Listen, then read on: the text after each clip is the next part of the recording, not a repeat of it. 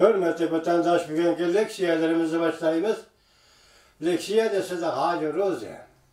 Washington'da sözlerimiz bugünkü sılağa 2019 yıl 5. ayının 12. günü. Hepteki seyşembe. Bugünkü leksiyelerimiz tüyendikçe vatandaşlar. Mavzular mındak. Şinjan'da kurulgan cazalaş lagerlere karşılık görsetken Kazak yigit faaliyetçi Almatı'da kol gelindi. Mavzulu haber 5. ayının 10. günü Amerika avazından Xitay tili programımız ilan kılın. Haber mındak başlandı. Washington, Kazakistan. Ataklık faaliyetçi Serikcan Bileş, Yekşembe günü Kazakistan'ın birinci çoğun şehri Almatı'da sakçılar tarafından kol gelindi. Serikcan Bileş, öçmenlik tarqatdı dep ayıplendi. Serikcan Bileş, Kazakistan Fırabi Teşkilat Atayurt Pidayları Teşkilatı'nın rehberiydi. Cüngü Müslümanlarını zor külemde bastırış deriyende Serikcan Bileş, bu bastırışta kol gelingan Kazaklar ve başka asallık Müslümanlar için tarafke müracaat kılgan idi. Serikcan Bileş'nin ayali Loyla Adırcan, bu Xitay tilişinde yazılgan iken ben ismini tercüme kılalmadım. Bu Xitay isimini özgerttiği vatandaş. Loyla Adırcan ben Xitayça aldım. Telefon arkalı Amerika Birleşme Agentliği'ne mındak görsetti. Serikcan Bileş 5. ayının 10. günü Yekşembe günü sakçılarının telefonu bilen ayalığa telefon verip "Men kol gelindim, belki sakçılar beni Kazakistan payitahtı Astana'ga elip geldi" degen. Serikcan'ın ayalı yerden telefon tapşırıp algan deyken ciddilişip gep kılalmay kalgan. Hükümet Serikcan'ı Cüngü'nün bir taraf kılışıga ötküzüp birer mi dep ensirgen. Adırcan yanımındak dedim. Atayurt Pidayla Teşkilatı'nın işhanısem aktırışqa uçurgan. Bu Kazakistan hükümetinin derl hazır bu teşkilatını bastırıp atkan peytidir. Serikcan'ın hanımı mındak dedim. Hükümet Serikcan Bileşki bir nefer advokat evetbedi. Hazır Serikcan Bileş kandak ayıpleşki duş gelidir. Peki enek emez.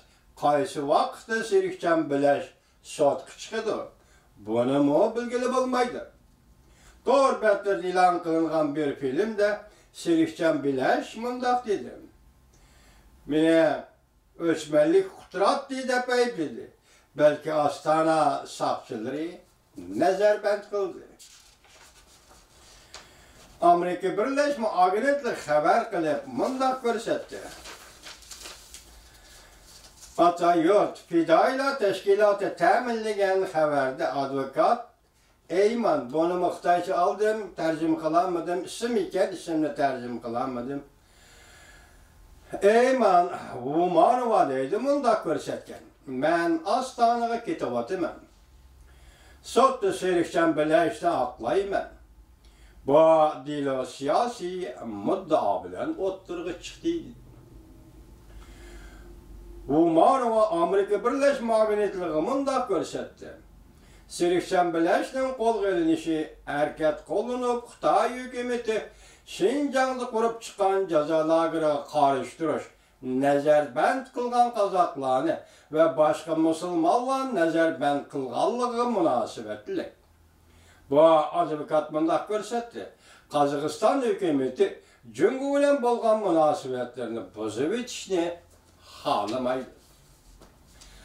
Cüngü Şinjan'da 1 milyondan artık müstemleke Uyguristan'da Xitay hükümeti yaki Cüngü 1 milyondan artık Uygurlarını, Kazaklarını ve başka Müslümanlarını nezarbent kıl dep karaldı. Nüfusu 18 milyon hesaplangan Kazakistan bir kol tutacağım mesele. Nüfusu 18 milyon hesaplangan Kazakistan bir kol tutacağım mesele. Cüngü Kazakistan'da mühim Suudi şeriki.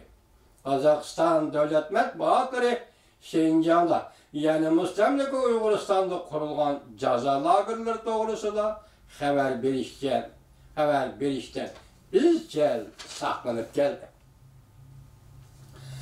Ötken bir neçe aydan beri Serikcan Beleş bargan seri Kazakistan dairlerine beyseme duç geldi. Almatı'da Adliye Sotkolluğu üyesi kanunsuz bir teşkilatga rehberlik kıldı degen sebep bilen Serikcan Beleş'e cerimanı koydu. Bu doğruda Serikcan Beleş sotka arz kılgan. Şembe günü Serikcan Beleş torpilimi koyup berip mundaqtı dedim. Kolakağa 4 tane halka selip algan natanış bir kişi ata yurt pidayla teşkilatıga işhanısıga kelip ulağa mundaq degen. Silah xatarlik. Bu teşkilattan bir nefer azası mundaq görsetdi. Yakşembe günü düştüm buran at degende Almatı'da bir mehmanxanada, yani Serikcan Beleş konak bulup düşken bir mehmanxanada kan izlerine bayqıgan. Benim bu haberim keçikip kaldı. Bu haberde evvel dastlaptı ben Zümrət Tursun hanımның leksiyalarından, kanalıdan anlagan edim. Bir gün ötkenden keyin yana Zümrət Tursun hanım Serikcan Beleş'ten türmeden koyup berilgenligini haber kıldı.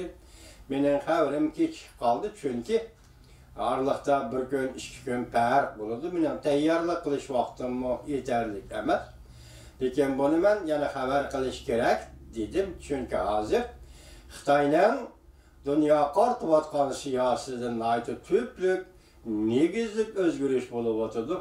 Mushundaq fursatda Xitoyning birdan-bir nishoni hazır.